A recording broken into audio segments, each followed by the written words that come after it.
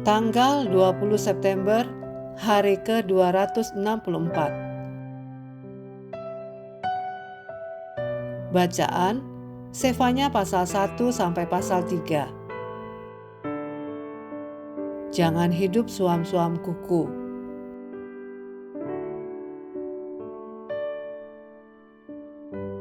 Garis besar. Sefanya bernubuat di masa pemerintahan Raja Yosia, ketika reformasi rohani sedang digerakkan. Tetapi perubahan yang tampak di luar tidak menyentuh hati yang sebenarnya. Bangsa Yehuda sudah lama dikuasai oleh penyembahan berhala dan hidup dalam kompromi. Tuhan memperingatkan lewat nabinya bahwa hari Tuhan akan datang, penghakiman yang pasti, ketika kesombongan dan dosa tidak lagi bisa disembunyikan. Namun, di balik murka ada janji. Setelah penghukuman, Allah akan memulihkan, bahkan mendatangkan Mesias yang menjadi alasan umatnya bernyanyi. Pasal 3 ayat 17. Renungan harian. Bayangkan sebuah termos. Jika isinya panas, ia bisa menghangatkan. Jika dingin, ia menyegarkan. Tetapi jika suam-suam kuku, tidak berguna, bahkan membuat orang enggan meminumnya.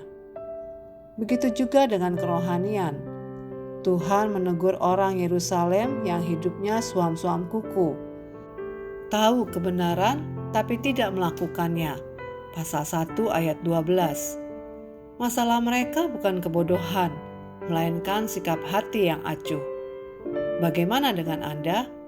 Apakah iman Anda masih berapi-api atau sudah redup oleh rutinitas? Apakah Anda mendengar firman-Nya hanya sekedar lewat atau sungguh memberi ruang untuk mengubah hidup Anda? Hari penghakiman bukan sekedar ancaman, melainkan juga ajakan untuk segera bertobat.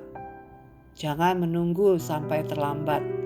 Mulailah dari sekarang, nyalakan kembali api iman Anda.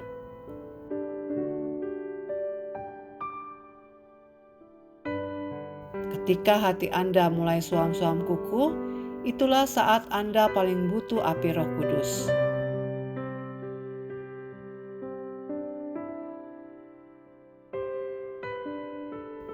Pendalaman.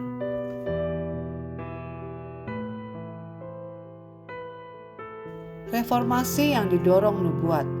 Sefanya pasal 1 ayat 4 sampai 6. Sefanya bernubuat di zaman Raja Yosia yang akhirnya melakukan reformasi besar dengan menghancurkan berhala. Dalam 2 Tawari pasal 34 ayat 1 sampai 7. Hal ini sejalan dengan nubuat Sefanya pasal 1 ayat 4 sampai 6 yang menentang penyembahan palsu. Nama dengan pesan harapan. Sefanya pasal 2 ayat 3. Nama Sefanya berarti Tuhan menyembuhkan. Di tengah peringatan tentang hari murka, ia menyampaikan harapan.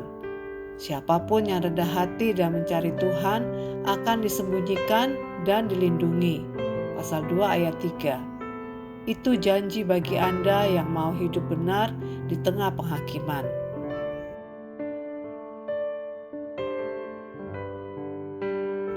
Demikian renungan hari ini.